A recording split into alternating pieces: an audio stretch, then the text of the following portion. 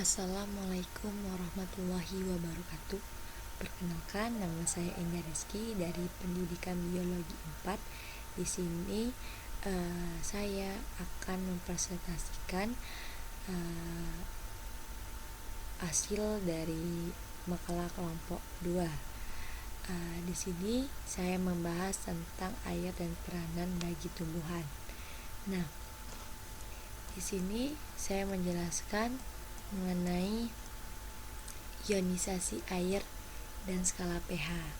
Perlu kita ketahui, ionisasi air adalah ionisasi adalah reaksi dari air murni atau dalam air murni, yaitu terjadi pengurangan senyawa air H2O menjadi ion H+ dan H-.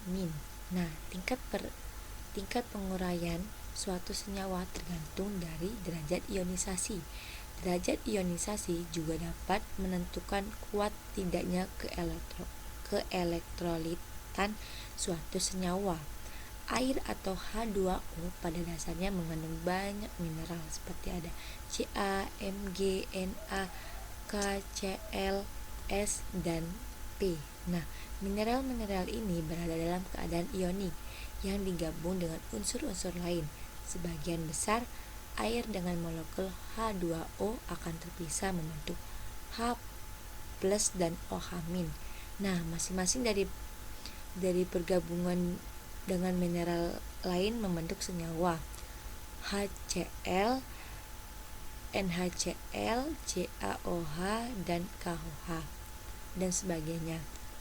Nah, untuk ion hidroksida atau OH- akan terbentuk di dalam air yang bergabung untuk menangkap radikal bebas di dalam tubuh.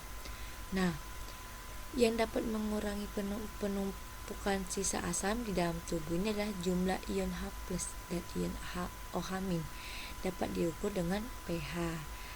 Nah, air dapat dikatakan sebagai elektron yang sangat lemah atau memiliki derajat ionisasi kecil jika air murni ini mengalami ionisasi yang menghasilkan H+ dan OH-. Nah, ini adalah persamaan reaksi ionisasi. H2O itu adalah hasil dari atau bisa kita pecahkan menjadi H+ ditambah OH-. Nah, ini adalah reaksi bolak-balik. Bolak-balik ini ada namanya dari hasil reaksi bolak-balik ini ada namanya ketetapan keseimbangan atau kita bisa sebut KW. Nah, KW ini ada rumus penurunannya. Kita bisa lihat pada gambar ini.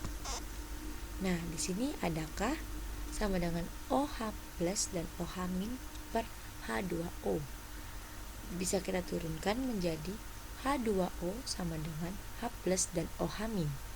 Kita turunkan lagi nilai KW, H+ dan OH-. Nah, KW ini adalah tetapan keseimbangan. H+ adalah molaritas ion H+ dan OH- adalah molaritas ion OH-. Nah, dari harga KW ini dipengaruhilah suhu. Apabila semakin tinggi suhu, maka semakin banyak air yang terionisasi. Nah, kita bisa lihat dari tabel harga KW atau tetapan kesetimbangan air. Kita bisa lihat pada tabel ini ada suhu 0 derajat itu menghasilkan ketetapan keseimbangan air 1,5 dikali 10/15. Nah, di sini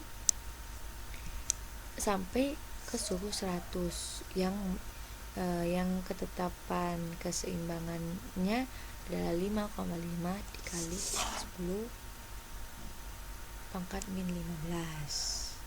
Nah, di sini adalah ionisasi air. dan skala pH. Kita juga perlu ketahui pH adalah jumlah konsentrasi ion hidrogen H+ larutan yang dinyatakan tingkat atau derajat keasamannya dan kebasahannya yang dimiliki suatu larutan atau zat. Nah, pH ini merupakan besaran fisis dan diukur pada skala 0 sampai 14. Nah, pH 0 menunjukkan derajat kesamaan yang tinggi dan pH 14 menunjukkan derajat kebasahan tertinggi. Bila pH kurang dari 7, larutan bersifat asam.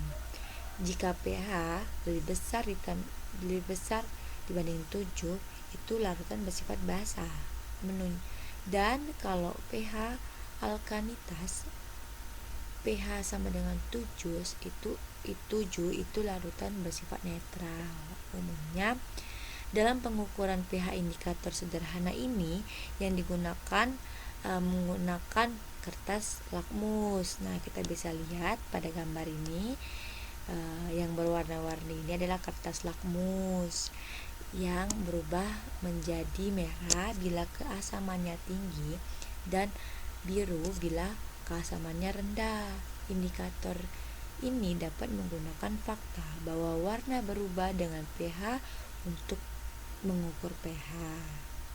Membandingkan warna larutan ini adalah uji secara visual dengan tabel warna standar dapat memberikan metode untuk pengukuran pH secara akurat. Nah, selain menggunakan kertas lakmus ini, kita bisa menggunakan indikator asam basa. Kita bisa lihat pada gambar ini. Nah, ini adalah pengukuran pH meter yang bekerja berdasarkan prinsipnya. Nah, elektrolit dan konduktivitas suatu larutan. pH meter ini terdiri dari dua, yaitu ada pH meter analog dan pH meter digital. Kita bisa lihat pada gambar ini. Sistem pengukuran pH ini mempunyai 3, yaitu elektroda pengukuran pH, elektroda referensi, dan elektroda pengukuran impedansi desimal, impedansi tinggi. Nah, di sini ada rumus. Nah, rumus skala pH. Nah, skala pH ini rumusnya persamaan umum pH ini ada yang diusulkan oleh ahli biokimia Soren Peters Lauris, yaitu pH sama dengan min log H+, di mana H+ ini adalah konsentrasi ion hidrogen dalam molaritas atau mol per L. Nilai dari pH itu sendiri digantung dari konsentrasi ion H+ dan ion OH-. Jika nilai H+ lebih besar dari OH, maka larutan itu dinyatakan sebagai besaran larutan asam. Begitu juga sebaliknya. Pada air murni bersifat netral dan memiliki pH 7,0 pada suhu 25 derajat Celcius. Nah, larutan dengan nilai pH ukuran dari 7 ini dianggap asam, dan larutan dengan nilai pH lebih besar dari 7 ini dianggap basa. Nah, skala pH adalah ukuran kadar asam atau basa. Nah, di sini ada lisis dan plasmolisis. Kita bisa lihat pada gambar. Lisis adalah peristiwa pecah dan rusaknya membran sel yang terjadi apabila kondisi lingkungannya bersifat lebih hipotonis, dibandingkan kondisi dalam sel yang lebih hipertonis. Nah, kita lihat bisa pada gambar ini. Dari gambar step by stepnya ini terlihat dari gambar pertama ke step kedua sampai ke step 3 dia itu mengembang, kemudian lama-kelamaan dia akan pecah. Nah, salah satu penyebabnya ini adalah ketidakkeseimbangan tekanan osmosis antara lingkungan dan tekanan di dalam sel ini. Ya, hal ini dapat diakibatkan karena peristiwa osmosis ini perpindahan air dari lingkungan hipotonis ke hipertonis, sehingga penyebabkan cairannya dari gambar step 1 ke step 2 ini dari luar selnya tuh masuk ke dalam sel, dan sel akan mengembang, kemudian dia akan memecah, lama-lama akan mengembang, dia akhirnya akan pecah. Kita bisa lihat nih pada step ketiga ini dia akan pecah. Itulah yang dinamakan proses lisin, pemecahan pada sel hewan ya. Ini adalah sel hewan.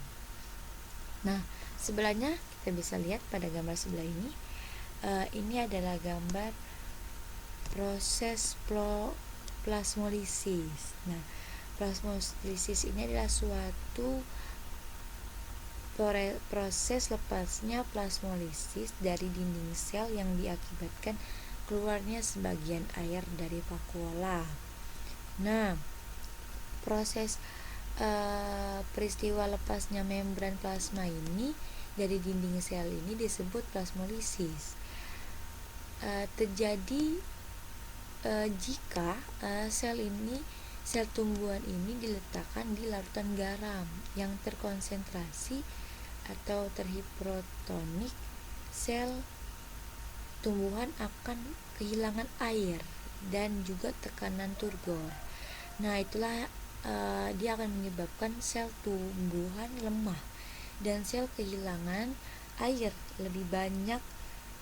Tumbuhan akan layu dan akan mati. Kita bisa lihat pada gambar ini, inilah terjadinya plasmolisis. Oke, mungkin cukup sekian materi dari saya. Kurang lebih saya mohon maaf. Saya akhiri. Wassalamualaikum warahmatullahi wabarakatuh. Terima kasih.